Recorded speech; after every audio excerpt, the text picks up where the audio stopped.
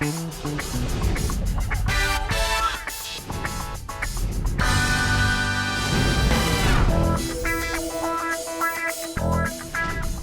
la verdad quería como demorarme un tiempo más en este segundo encuentro,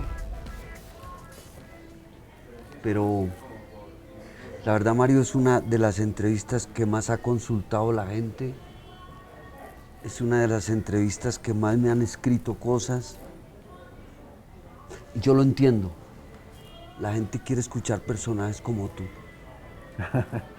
Yo lo que creo es que alguna vez nos encontramos en la última calle de la Candelaria siendo muy jóvenes, ahí en el Café de Rosita. Luego nos vimos en esa entrevista y aquí estamos en un tercer encuentro y es como un eterno retorno de lo no idéntico, ¿verdad? Uno tiene destinos con ciertas personas y yo creo que el diálogo fluye muy bien también porque es algo generacional, Marlon. Nos ha tocado de alguna manera vivir el mismo país, nos ha tocado los mismos sucesos y generacionalmente creo que hay una impronta, hay una marca. Entonces yo creo que también nos sentimos muy cómodos y una entrevista, el arte de la entrevista también es el arte de saber estar con el otro. Hay una compasión en quien hace una entrevista, ¿no? De acompañar al otro, de estar con el otro. Y yo creo que eso se nos da por fortuna bastante bien y es una celebración de la amistad, me imagino también. Bellísimo. Voy a empezar hoy esta entrevista por algo que a mí últimamente me inquieta a mí. ¿Qué tanto conoces a Mario Mendoza? ¡Wow! Volvemos otra vez a las preguntas con bisturí.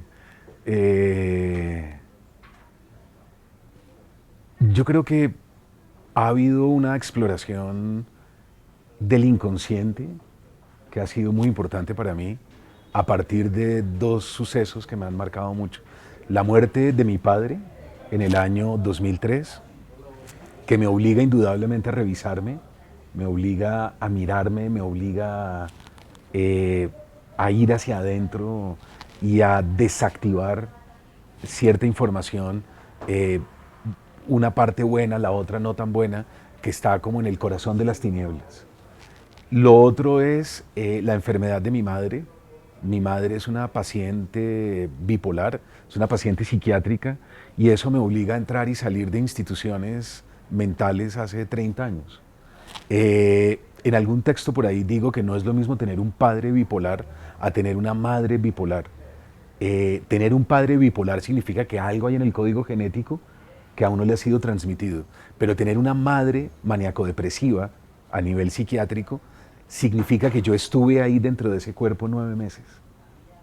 Significa que los primeros 9 meses de mi vida fui bipolar. Aunque ahora no esté diagnosticado o aunque no padezca la enfermedad, fueron 9 meses ahí adentro, en esa temperatura, en ese clima, en esas subidas y en esas bajadas cerebrales tan hondas y tan profundas. Eso me ha obligado a revisar mi escritura, mis ritmos, mi vida privada. Entonces yo creo que ha sido un ejercicio largo, pero muy importante. Y eso conduce inevitablemente a una zona desértica de sí mismo en donde uno tiene que reconocer que nunca la va a poder conocer. Uno tiene que decir, esta zona de sombra es impenetrable. Siempre hay una parte de sí mismo que se escapa, que uno no puede capturar, que uno no logra precisar, definir con claridad. Entonces yo creo que siempre hay una zona de uno que está en el misterio, pero no hay que angustiarse por eso tampoco. Pero sí está esa zona. Sí, sí, yo creo que cuando uno escribe, uno la explora por 1000 recovecos, por 1000 entradas y salidas, por 1000 laberintos. Creo que el arte de alguna manera es la exploración de la zona de sombra que uno es. Pero porque ir directamente es difícil. Uno no puede mirarse en el espejo y llegar directamente al inconsciente y a todo lo que a uno le ha sucedido, ¿verdad? Esos momentos donde fui maltratado o maltratada, esos momentos donde me abandonaron, esos momentos donde me sentí solo o sola cuando estaba chiquito o chiquita. Uno no se dice eso de manera brutal. Uno lo que hace es que va por los costados buscando dónde está esa información para poder desactivarla y vivir a plenitud, que es lo difícil. ¿Te sorprendes de ti mismo con frecuencia? ¿Te desilusionas de ti mismo con frecuencia o vas ahí en calma? Durante mucho tiempo me traté muy duro. Soy pues un disciplinado compulsivo. De joven aprendí que lo único que yo tenía para sobrevivir en el mundo del arte era mi disciplina, mi constancia, mi tenacidad, mi capacidad de aguante. Entonces fui muy duro conmigo, fui muy brutal, me exigí cosas exageradas, eso incluso lesioné mi salud, hiriéndome de mala manera, buscando de alguna manera la perfección, el rigor. Y, y yo creo que con los años he aprendido a tratarme de una manera más amigable, de una forma más amistosa, más compasiva también, con más bondad. Y eso es lo difícil. Yo creo que uno debe tener claro algo. Algunos contra mí, no hay problema. Perfecto. Todos contra mí, no hay problema. Perfecto. Se puede. Yo contra mí mismo, no, esa no. Esa no, porque esa la pierdes seguro. Ahí no tienes forma de ganar.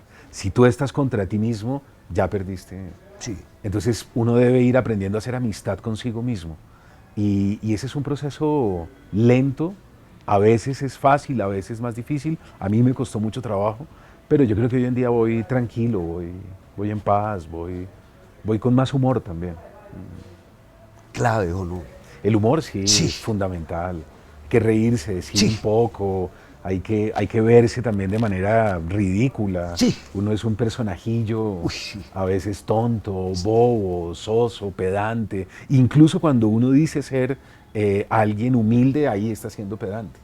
Porque ya creerse humilde de alguna Sí. manera es una frivolidad.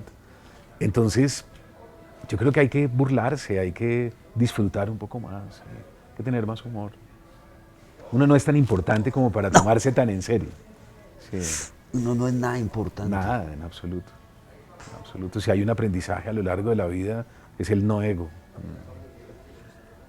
Yo antes de una entrevista siempre imagino, porque esto es como hacer teatro, el ritual de entrada, el ritual de llegada, el ritual de saludo, el ritual del polvo. Todo esto ya me lo sé, pero yo lo hago mental. Y en el momento de hacer las preguntas, para mí es clave ese ritual. Y yo quería hoy ver tu entrada, porque yo la había imaginado. Yo sabía que tú no conocías este lugar. Y yo supuse que tú creías que ibas a entrar a un lugar de discos. Pero sucede que ahora hay libros acá. ¿Qué sientes cuando tú llegas y entras a un lugar lleno de libros? Que no es tu casa, tú vives entre libros, pero una cosa es eso y otra cosa es entrar a un lugar lleno de libros. ¿Qué hay allá adentro allá?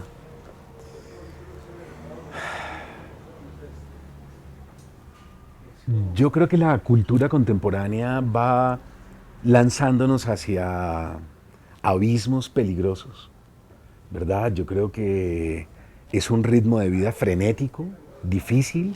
Hay un filósofo alemán de origen coreano que vale la pena que consulten, digamos, los espectadores de esta entrevista, y es los televidentes, y es La sociedad del cansancio, de Byung-Chul Han. En La sociedad del cansancio, Byung-Chul Han dice que primero nos prometieron la sociedad del rendimiento.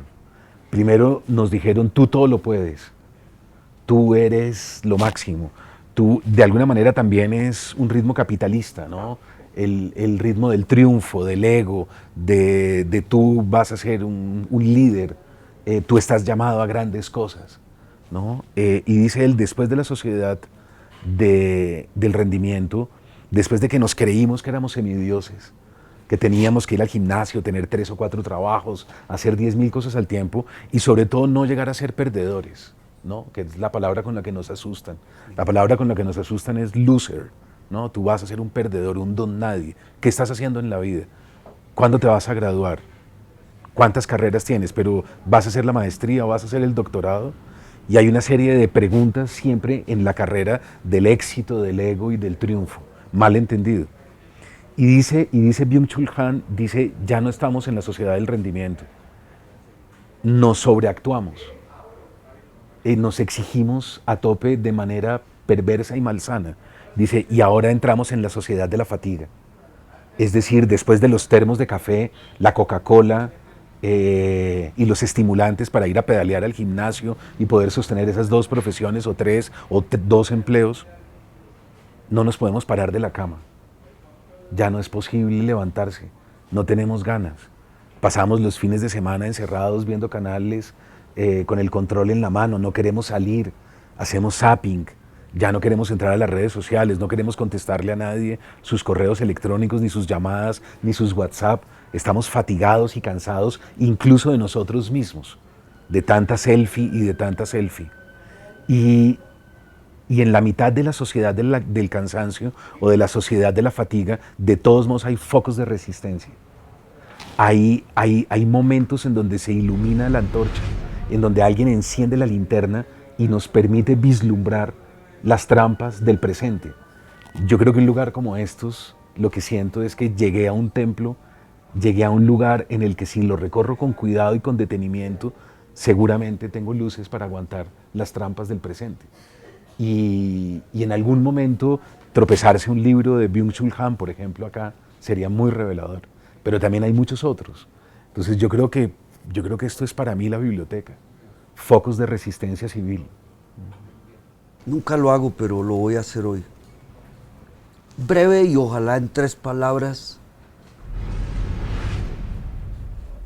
¿Tú qué piensas de los seres que en su casa no tienen un solo libro? Yo creo que el que no lee vive una vida, la suya. Y estar atrapado en sí mismo es de una enorme pobreza. Da pesar. El que lee vive muchas. Y esa multiplicidad del que lee, yo creo que es lo que a uno tanto lo seduce y tanto lo atrapa. Las nuevas medidas de Naciones Unidas hablan ya no de dinero. Es decir, una persona con mucho dinero no necesariamente es una persona rica. Eso no tiene nada que ver. En Naciones Unidas se habla de patrimonio inmaterial. Patrimonio inmaterial significa lo que tenemos en la cabeza, lo que hemos leído, lo que sabemos, lo que conocemos. Entonces hay gente que tiene camionetas 4 puertas, fincas, casas, apartamentos, cuentas en el extranjero, y en las nuevas medidas de Naciones Unidas son indigentes. No tienen ninguna repercusión, no nos iluminan para nada, no significan nada. Entonces, no es importante ya ese camino afanoso por hacer plata, por triunfar, por escalar socialmente, por subir, ¿verdad?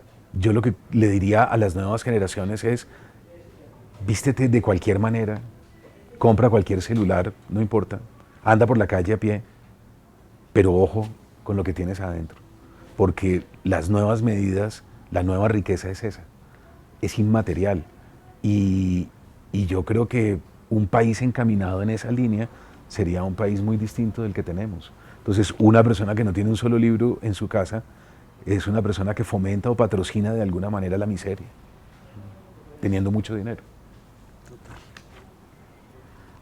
A estas alturas de la vida, que supongo que es por ahí alrededor de los 50, supongo. Pasito. Ahí Estas ya somos de la misma generación. ¿No? O sea, ahí duele. ¿Cómo defines el oficio de ser escritor?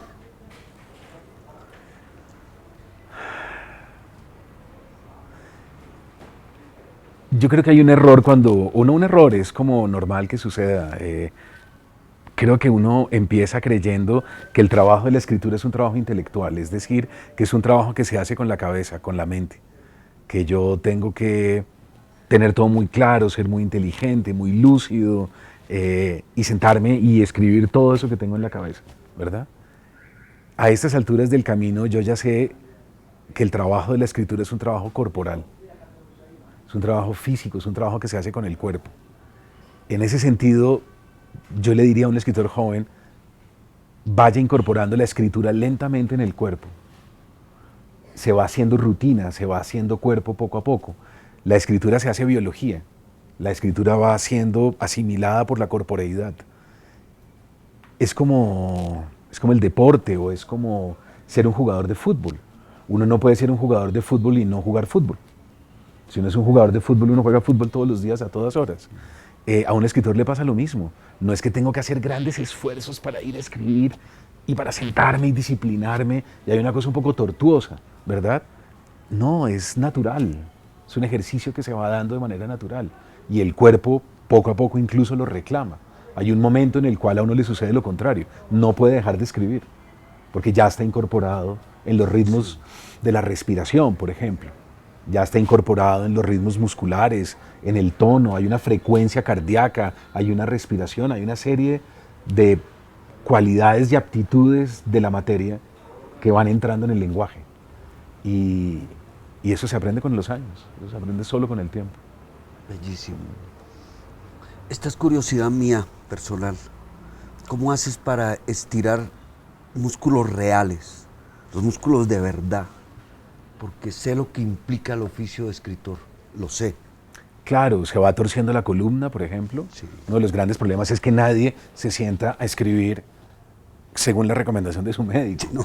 ¿Verdad? Eso no puede. A las 2 o a las 3 horas se empiezan a torcerse, se empieza uno a ir y se empieza uno como a desparramar en el asiento. Y la columna es la que más sufre. Entonces, por ejemplo, yo tengo una escoliosis ya de casi 10 centímetros. Entonces, yo tengo el cuerpo torcido. La gente no se da cuenta, pero porque mi cuerpo más o menos lo ha equilibrado como ha podido. Pero es una escoliosis muy fuerte. Hay problemas en las manos, hay problemas, claro, cuando uno está tecleando. Hay unos problemas también en los ojos.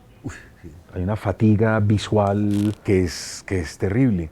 Entonces yo creo que uno debe cuidar su cuerpo. Ese mito de el artista bohemio no deja de ser un mito. En realidad nadie se levanta a trabajar en una novela en Guayabado, eso no se puede. Uno no puede consultar diccionarios, uno no puede trabajar, imprimir, corregir, revisar bien un texto cuando ha pasado la noche de juerga. Eso no se puede. Entonces hay que cuidar mucho el cuerpo, hay que entrenarlo y sí, hay que hacer ejercicio, hay que elegir deportes. ¿Lo haces? Lo hice durante mucho tiempo y frené en este último porque me dio una afección en las cuerdas vocales.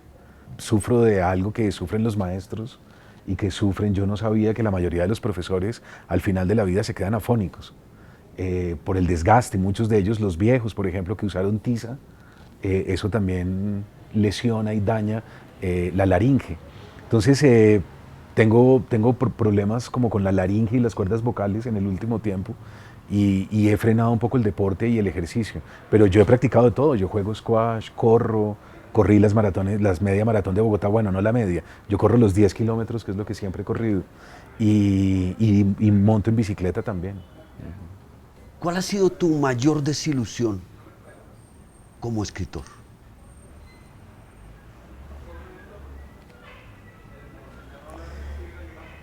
Que cuando llega la crítica, a mí me parece que hay que ser muy responsable si a uno le piden una opinión sobre un escritor, ¿verdad? Yo creo que si a uno le dicen, dé una opinión sobre este escritor, la ética lo obliga a uno a decir, tengo que leerme ese escritor. Entonces, en el caso mío, por ejemplo, hay textos de literatura fantástica como Relato de un asesino, como La travesía del vidente, que es el primer libro. Hay textos que hablan sobre patologías y sobre la soledad de nuestro tiempo. Libros como Sin género, La locura de nuestro tiempo, La importancia de morir a tiempo. Hay libros sobre fenómenos paranormales, Paranormal Colombia, de 10 personajes que entrevisto para mirar que hay una realidad detrás de la realidad. Está la novela negra y la novela policíaca dura, urbana, que es como la que más me caracteriza. Y tengo una saga juvenil que ya va por el 3er volumen, que es una saga para los muchachos, los estudiantes más jóvenes. Tengo lectores ahora de 11, 12 años de edad. Entonces, si me van a pedir una opinión sobre Mario Mendoza, yo tengo que leerme el espectro de ese tipo. Tengo que ir a los libros y mirar qué hizo acá, cómo lo hizo acá, si estoy de acuerdo o no, por supuesto ya tengo toda la libertad de opinar, pero lo primero es leérmelo. Y estamos en una época en la que la gente habla de lo que no lee. La gente opina sobre lo que no ha leído. Y eso me parece una falla gravísima. Entonces yo nunca he podido leer una crítica global sobre mi obra de alguien que lo haya hecho con juicio, con rigor, que yo pueda sentir en la crítica que conoce los textos, conoce los personajes, se tomó el trabajo de leer todo el espectro de esa obra. No, son juicios ligeros, manidos a veces, de oídas, de estereotipos, de gente que dice es que Mendoza hace esto o hace lo otro, entonces yo repito que Mendoza hace esto o hace lo otro, y no voy al análisis de texto. Yo creo que si algo me ha causado una enorme desilusión, una enorme tristeza sobre todo, es trabajar tanto, luchar tanto para incentivar los índices, digamos, multiplicar los índices de lectura de nuestro país, porque yo voy a las casas de la cultura, yo voy a las bibliotecas públicas, yo voy a los colegios tanto públicos como oficiales,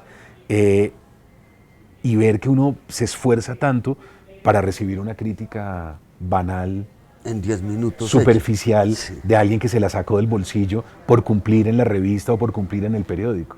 Esa es mi gran desilusión siempre. Te ofende. Me ofendía más al comienzo, ¿verdad? Y ya con el tiempo he aprendido que son gajes del oficio, que hay que aprender a asimilar eso sin darle mayor trascendencia. Y como digo en algún lado por ahí, la función de un crítico es escribir sobre los libros, pero la función de un escritor es escribir libros. Entonces, cuando uno le contesta a un crítico, creo que está cometiendo un error. Ese no es su trabajo. Nuestro trabajo es hacer libros. Entonces, que él se encargue de lo suyo y yo me encargo de lo mío. ¿Qué no se ha podido conseguir en la literatura? Yo siempre trabajo hacia el borde o hacia la periferia. Yo tengo una sensibilidad muy entrenada para ver en el borde, digamos en extramuros, lo que está al margen.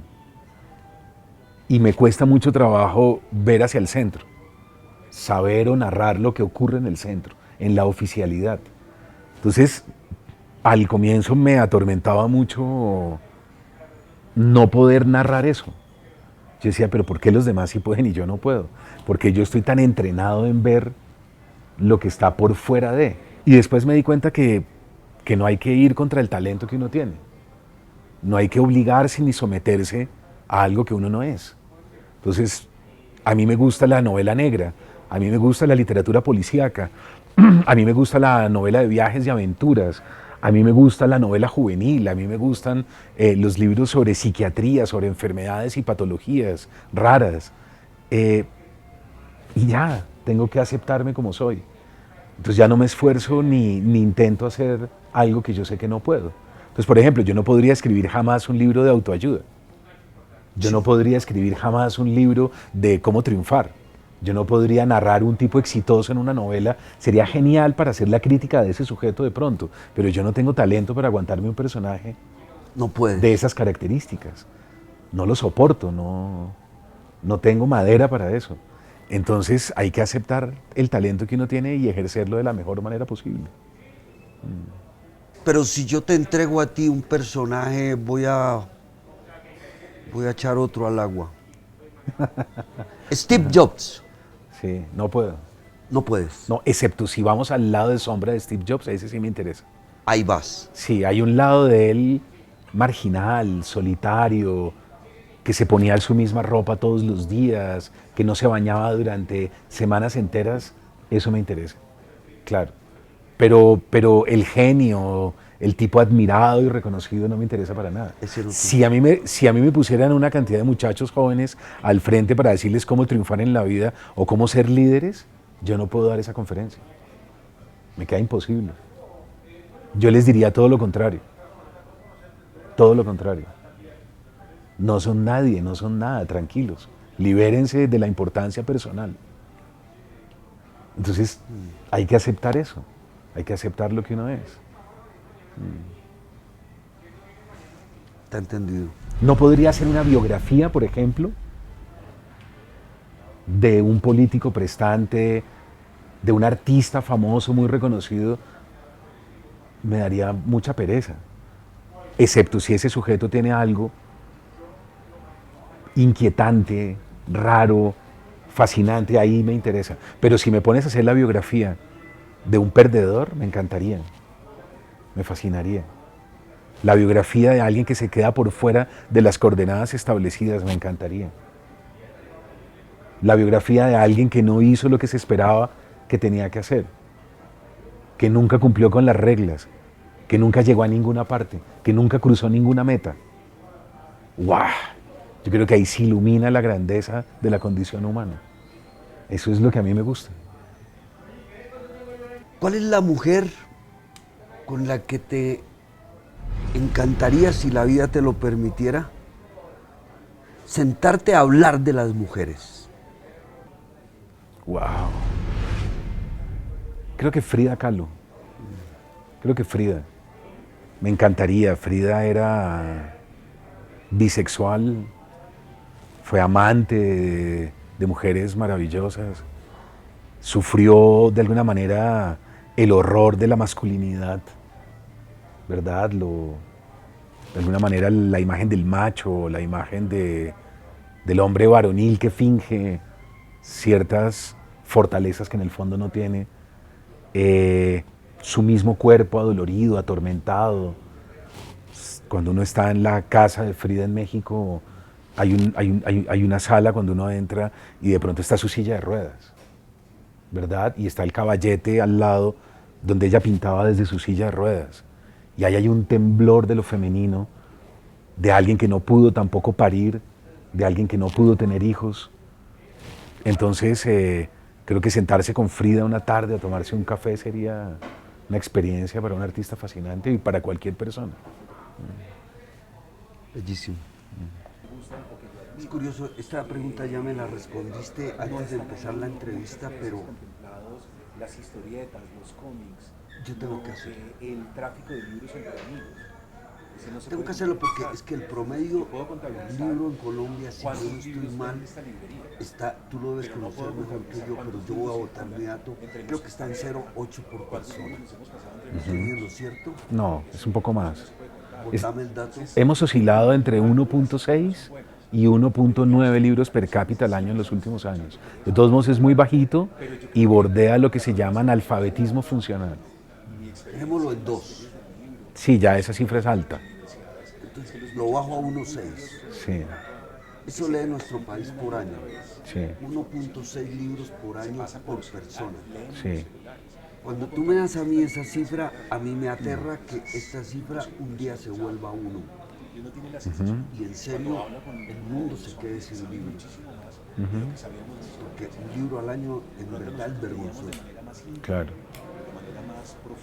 Lo que sucede, Marlon, es que a veces estudiamos esas cifras a partir del consumo y la venta directa del libro, ¿verdad? Se contabiliza la venta directa del libro, pero por ejemplo no se contabiliza las bajadas en los tablets, los PDFs que circulan, las páginas gratis en donde puedo entrar sin ningún inconveniente y leerme un cuento, bajarme un texto, una entrevista, un reportaje de alguien que a mí me gusta o que yo admiro. No están ahí muchas veces contemplados las historietas, los cómics, no, el tráfico de libros entre amigos. Ese no se puede contabilizar. Entonces yo puedo contabilizar cuántos libros vende esta librería, pero no puedo contabilizar cuántos libros circulan entre los que estamos acá y cuántos libros nos hemos pasado entre nosotros. Eso no se puede contar. Entonces yo creo que a nivel macro las cifras no son buenas. Deberíamos incrementar los índices, siempre estamos luchando por eso, claro. Pero yo creo que las nuevas generaciones leen mucho. Y mi experiencia en las ferias del libro, en los colegios y en las universidades, es que los muchachos son muy curiosos a nivel intelectual y que se transmiten una y otra vez información entre ellos, se pasan por los celulares, leen en los celulares. ¿Cómo contabilizas la lectura en celular? Eso es imposible, eso no se sabe. Y uno tiene la sensación, cuando habla con los jóvenes, que saben muchísimo más de lo que sabíamos nosotros a esa edad. De pronto nosotros leíamos de manera más íntima, de manera más profunda y radical, quizás, puede que no, pero ellos están al día, tienen plataformas de información que nosotros no teníamos. saben teclear, por ejemplo, todos. Fíjate que en nuestra época saber escribir a máquina era como los de humanidades sabíamos. Pero de resto, hoy en día cualquier muchacho de 20 años se sienta en un teclado y maneja el teclado sin problemas. Eso demuestra que tiene una familiaridad con el lenguaje que nosotros no teníamos. Entonces yo creo que es difícil contabilizar eso. Lo que sí me parece importante saber es que en Colombia hay una enorme injusticia con respecto al libro. No hay una librería en el sur de Bogotá. En todo el sur de Bogotá no hay una sola librería. Y eso indudablemente demuestra, y si eso demuestra una enorme injusticia, y es que si alguien vive en el sur y quiere comprar un libro, tiene que ir a una librería en el centro para comprarlo. Eso significa que se le incrementa un 10% sobre el libro y termina penalizado solo por vivir en el sur. Eso es de una crueldad difícil de explicar. A nivel nacional ni se diga, no hay una librería en el Guainía, no hay una librería en el Amazonas, no hay una librería en Putumayo, no hay una librería, y ahí podemos seguir, no hay una librería en La Guajira. Riohacha no tiene una librería. La gente de Riohacha tiene que ir hasta Santa Marta, Cartagena o Barranquilla para poder comprar un libro. Y así podemos... Cartagena hay dos, ¿no? Claro, y así podemos seguir. Es decir, el 80%, yo me atrevería a creer que el 75% del país no tiene una librería. Entonces también son políticas de Estado sumamente graves. Hemos invertido todo el dinero en la guerra, hemos invertido toda la plata en tanques, en armas, en estrategia militar, en financiación, y hemos invertido muy poco del Producto Interno Bruto en educación y cultura. Yo creo que parte del proceso de paz en La Habana, en Cuba, parte del objetivo fundamental de ese proceso es salir de esas cifras y pasar a educación y cultura. Porque no hay un solo ejemplo de un país que haya salido del subdesarrollo comprando tanques. O sea, ¿dónde? Que nos citen un ejemplo y aceptamos. No hay uno solo.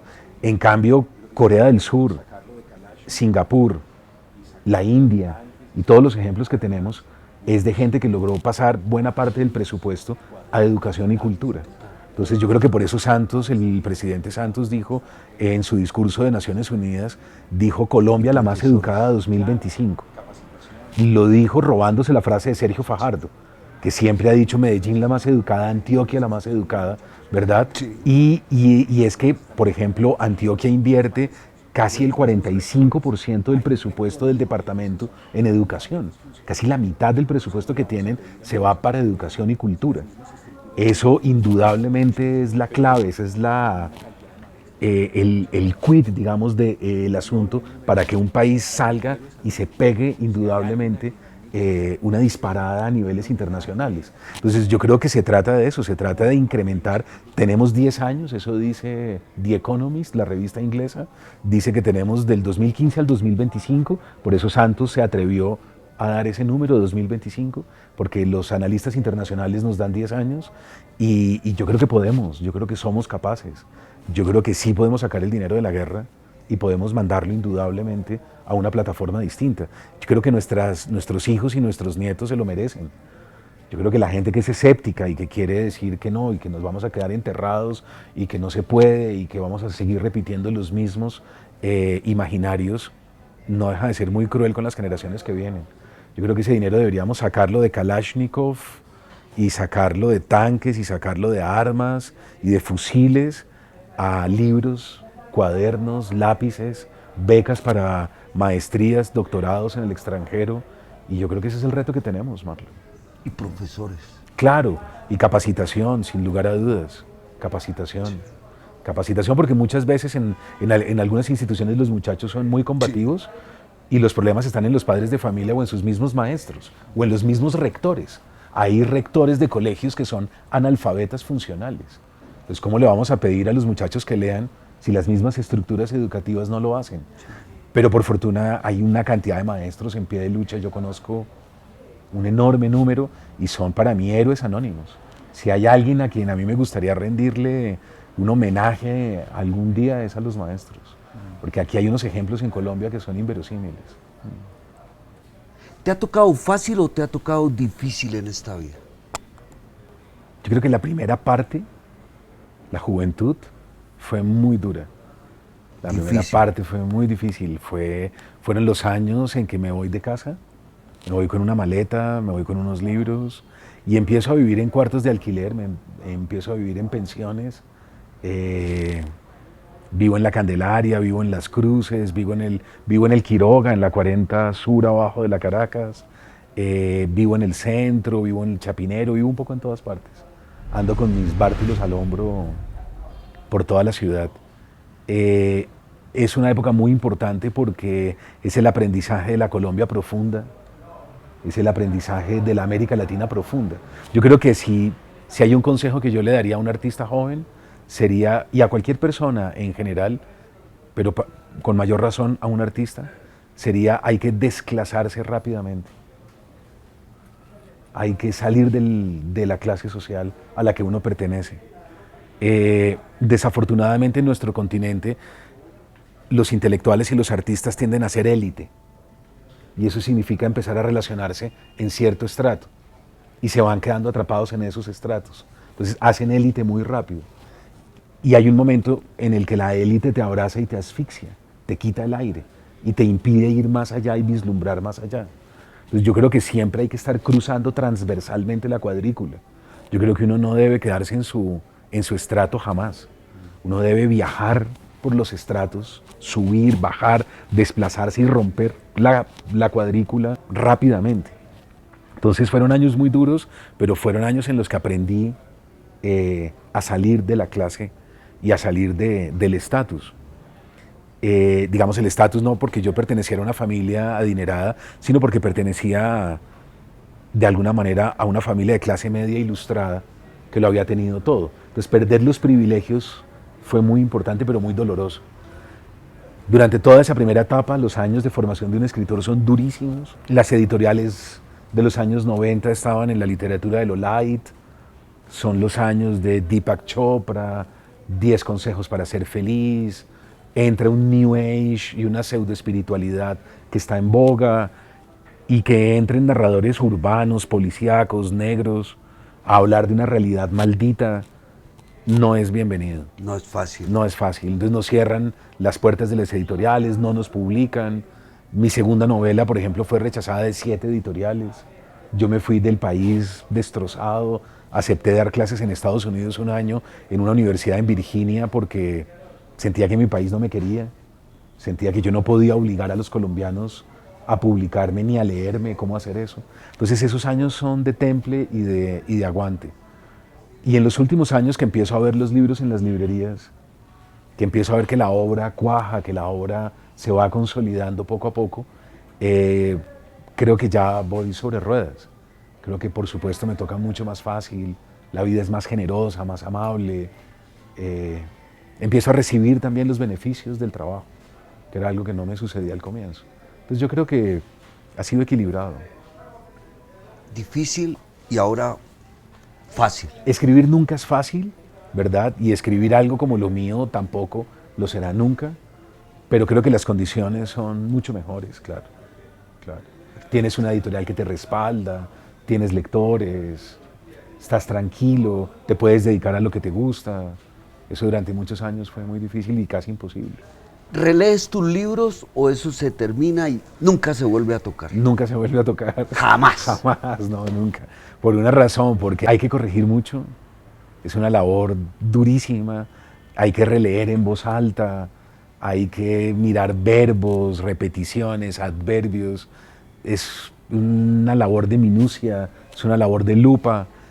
Ya cuando el libro sale, cuando uno ha gastado tantos días, semanas, meses y años en él que yo ya no quiero volver a verlo. Nunca lo vuelves a tocar. No, yo no me releo nunca. Yo sigo y empiezo a pensar en el siguiente. Terminaste tu libro. Ese libro no lo voy a volver a tocar. No, ya, decidido. Pero te invitan a la Feria del Libro en Lima. Sí. Y dicen, lee el primer capítulo Mario Mendoza de su nuevo libro.